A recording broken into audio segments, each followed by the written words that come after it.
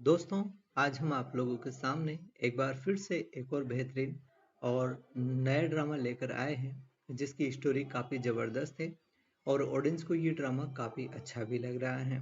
अगर आप लोगों को भी दोस्तों नए नए ड्रामा देखना पसंद है, स्पेशली अगर आप लोगों को चाइनीज़ और इंडोनेशियन ड्रामा देखना अच्छा लगता है, तो दोस्तों तुकांगू शपू पेंगुशा एरेना ड्रामा काफ़ी बेहतरीन ड्रामा है जिसको आप लोगों को मिस नहीं करना चाहिए और इस ड्रामे को आप लोगों को एक बार तो ज़रूर से देखना चाहिए। इस ड्रामे की कहानी इतनी ज़बरदस्त है कि आप लोग इसको देखे बिना रह भी नहीं पाओगे और आप लोग इसको बहुत ही बढ़िया और शानदार अच्छे तरीके से एंजॉय भी कर पाएंगे। तो आप लोगों को इस ड्रामे को मिस नहीं करना चाहिए और इस कमाल के और बेहतरीन ड्रामे को एक बार तो ज़रूर से ज़रूर जा कर के एंजॉय करना चाहिए। इस ड्रामे की जो कहानी है वो ज़बरदस्त है और ऑडियंस को भी ये ड्रामा काफ़ी अच्छा लग रहा है। ऐसे में आप लोगों को भी इस ड्रामे को ज़रूर से देखना चाहिए। तुकांगू सपू पेंगुसा एरिना ड्रामा जो कि एक इंडोनेशियल एक्शन ड्रामा है जो मार्शल आर्ट या ग्लेडिएटर शैली के तरह हमें देखने को मिला है। वैसे इसके राइटर और इसके जो डायरेक्टर है जिन्होंने ऑब्वियसली इस ड्रामे को जो है कास्टिंग के बारे में काफ़ी बढ़िया तरीके से जो है जानकारी प्रोवाइड कराई है और हमें देखने को मिलता है कि इसमें जो कलाकार है वो काफ़ी अच्छे हैं। जहाँ पर आप लोगों को इसमें आटा जो एक मुख्य तौर पर मुख्य भूमिका में एक पूर्व मास्टर टर्टिंगो के तौर पर हमें इसमें देखने को मिला है। अब एक सफाई कर्मचारी के रूप में वो काम करता हुआ हमें देखने को मिला है। वहीं पर आप लोगों को इसमें सपोर्टिंग कास्ट कैरेक्टर में लारास हमें देखने को मिली जो उसकी छोटी बहन है और उसके प्रतिशोध से प्रेरित होकर वो कुछ ना कुछ करती रहती है। इसमें हमें देखने को मिलता है एक्शन और छुपी हुई पहचानें मार्शल आर्ट्स में जो जिंदगियां बदलती है और टूर्नामेंट ड्रामे जैसी चीज़ें हमें इसमें दिखाई देती हैं। आप लोगों को मैं बताऊं तो इसके हमें 49 एपिसोड देखने को मिले हैं और ये जो आप लोगों को ये ड्रामा है ये इंडोनेशियन डब लैंग्वेज में और मंदारिन लैंग्वेज में आप लोगों को स्पेशली आप लोगों को देखने को मिल रहा है, जिसको आप लोग चाहे तो दोस्तों आप लोग इसको टिकटॉक पर भी जाकर के एंजॉय कर सकते हैं। आप लोगों को ये ड्रामा वहाँ पर काफ़ी बढ़िया और अच्छे तरीके से देखने को मिल जाएगा। जहाँ पर मैं आप लोगों को इसकी कहानी अगर बताऊं तो दोस्तों एक शांत गांव के कोने में एक लड़के को दिखाते हैं जिसका नाम कलाकार था और लोगों के लिए वो सिर्फ एक तुकंगू शपू था, सफाई करने वाला था।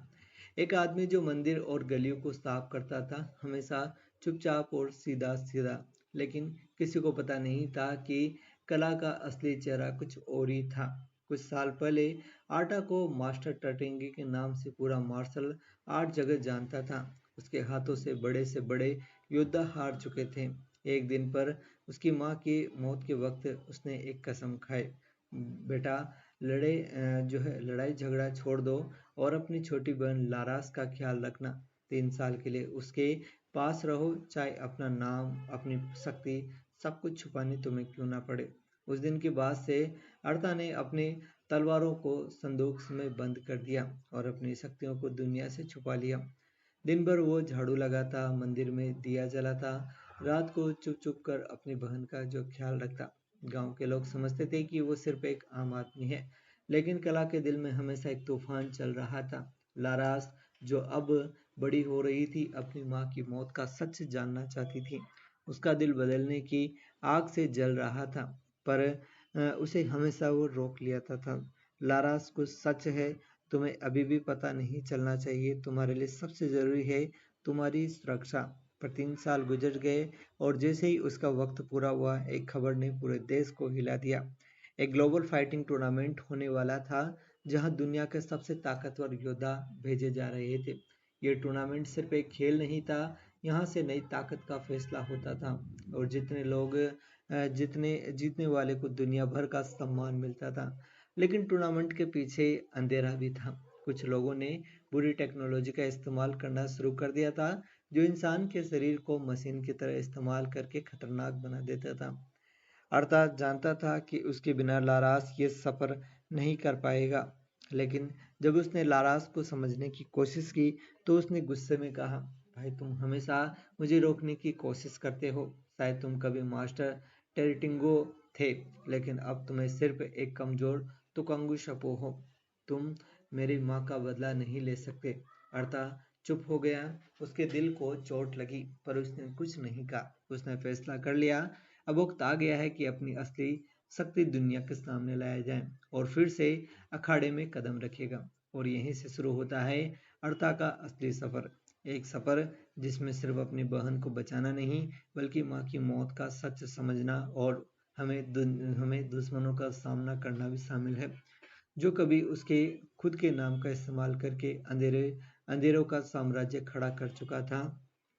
अब उसको तोड़ना था। अखाड़े का दिन आ गया। दुनिया भर के योद्धा एक जगह जाम हो चुके थे।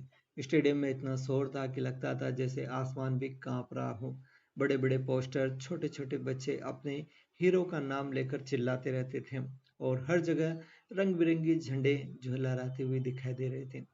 अर्ता ने एक पुरानी और जो सीधी हुई चादर पहनी थी, ताकि कोई उसकी असली पहचान ना समझ सके।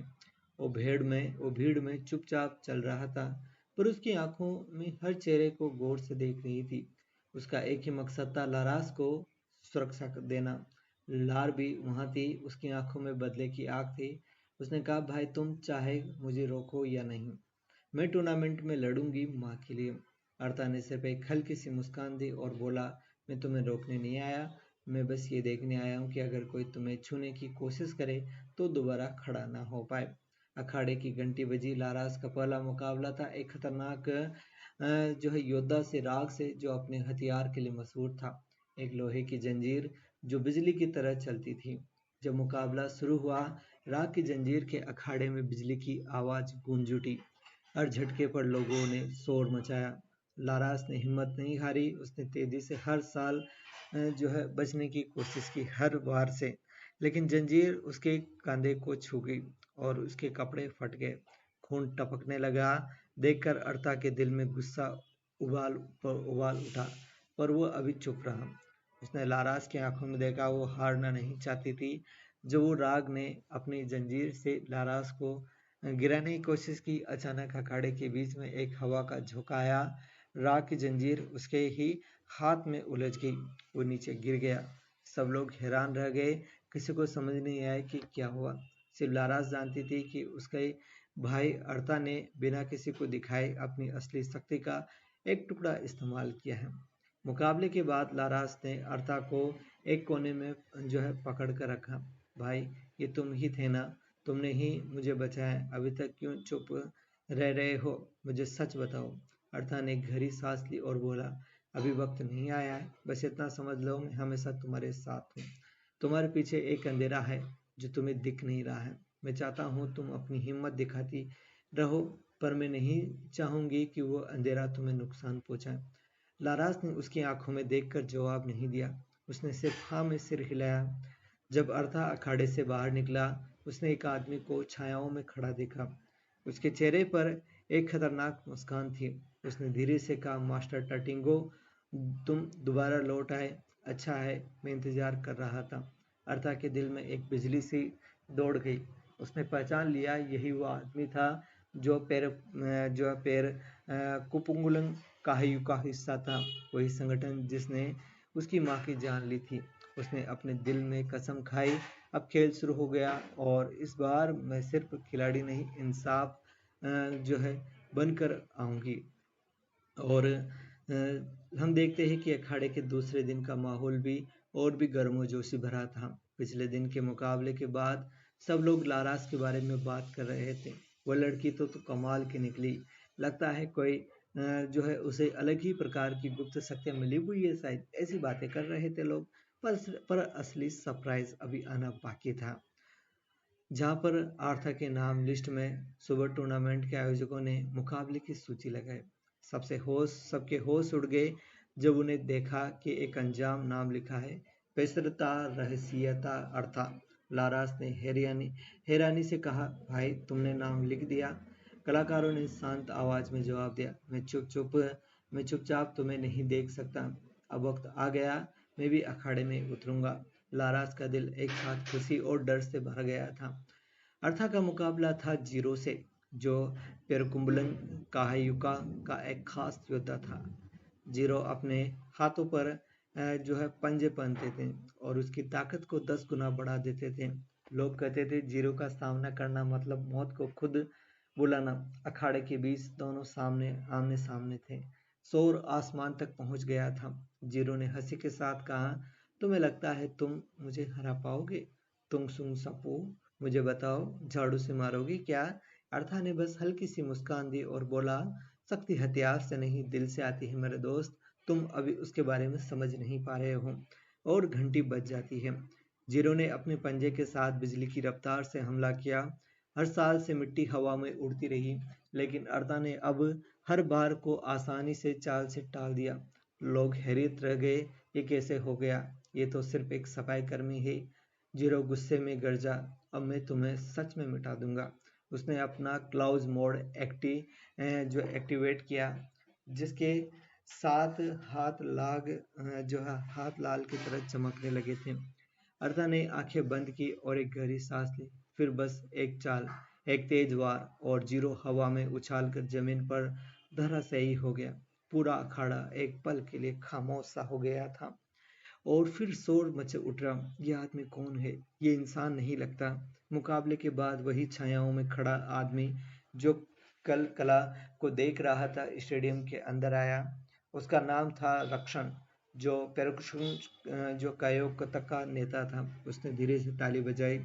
बहुत खूब मास्टर टर्टिंगो, मुझे पता था कि तुम अपनी असली चेहरा छुपाकर ज्यादा दिन नहीं रह पाओगे। तुम्हें तुम्हारी मौत का सच तुम्हारे सामने है, और तुम्हारा अगला मुकाबला सच के साथ टुकड़े से होगा। अर्ता की मुट्ठियां कस गई। वो जानता था कि ये टूर्नामेंट सिर्फ एक खेल नहीं, बल्कि उसके दुश्मन का जाल था।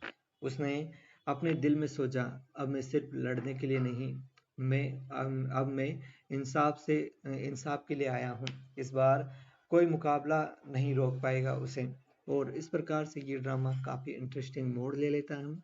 अर्ता ने जीतने के बाद टूर्नामेंट का माहौल बदल गया था। लोग अब उसके सिर्फ सुपर नहीं, बल्कि एक राजमयी योद्धा कहने लगे। पर अर्शता जानता था, ये तो बस शुरुआत है। उस रात जब अखाड़ा खाली था, आठो और लारास एक कोने में बैठे थे। लारास ने कहा, भाई मैं तुमसे गुस्सा थी, पर आज तुम्हें लड़ते हुए देखकर मुझे गौरव हो रहा है। शायद मैं अब समझ रही हूँ कि तुमने क्यों अपनी ताकत छुपाई थी। उसके कंधे पर हाथ रखा। तुम्हें अब समझना होगा, ये टूर्नामेंट सिर्फ खिलाड़ियों का खेल नहीं, पेरू कुम्मलुंगनुम काहाकू का जाल है। वो लोग टेक्नोलॉजी से योद्धा बनते हैं, और उनमें इंसानियत नहीं होती है। हम दोनों को मिलकर इस अंधेरे को खत्म करना होगा। जहाँ पर अगला राउंड एक टीम फाइट होगी। दो दो योद्धा मिलकर एक खतरनाक दुश्मन का सामना करेंगे। अर्ता और लारा से एक दूसरे की तरफ देखे। उन्हें मालूम था ये उनका वक्त है। उनका मुकाबला किरण बेसी से था, जो पेरपुगलुंग कहायुकू का एक और अहम योद्धा था। उसका शरीर आधा इंसान आधा लोहे का था। उसके हाथों से आग निकलती थी और जोड़ों से जमीन हिल जाती थी। जब वो अखाड़े में आया, उसकी लोहे की छल से धरती कनापन उठती थी। लोगों ने सांस रोक ली। ये तो जीतने वाले ही लगते हैं। घंटी बजी। किरण बेसी ने दोनों पर एक साथ हमला किया। उसके लोहे के हाथ अर्शता के सीने की तरफ आए, लेकिन अर्शता ने उसे टाल दिया। दूसरी तरफ लारास ने अपनी तेज और लचीली चालों से उसकी जोड़ी पर वार किया। पर ऐसा लगा जैसे उसने लोहे के पहाड़ पर हाथ मारा है, और वो वहां से जो है किसी प्रकार से दोनों ने मिलकर उसे हरा पाए। उसने अपने हाथों से आग की लाठियां छोड़ी। अखाड़े में धुआं छा गया। अर्था ने जोर से चिल्लाया, लारस, याद है माँ क्या कहती थी, जब दिल और हिम्मत एक हो जाए तो कोई भी दीवार तोड़ सकता है। लेकिन लारास ने आंखों में आंसू के साथ हाँ में सिर हिलाया। दोनों एक साथ कूद पड़े। अर्ता ने किरण बेसे का ध्यान अपनी तरफ खींचा और उसकी लोहे की छल के एक कमजोर हिस्से पर वार किया। उस वक्त लारास ने उसके पीछे से बिजली की तरह कूदकर उसकी ऊर्जा पर प्रहार किया। एक तेज धमाका हुआ। किरण बेसी की लोहे की छल टूट गई और वो जमीन पर गिर गया। पूरा अखाड़ा गूंज उठा, अर्थालारास अर्थालारास।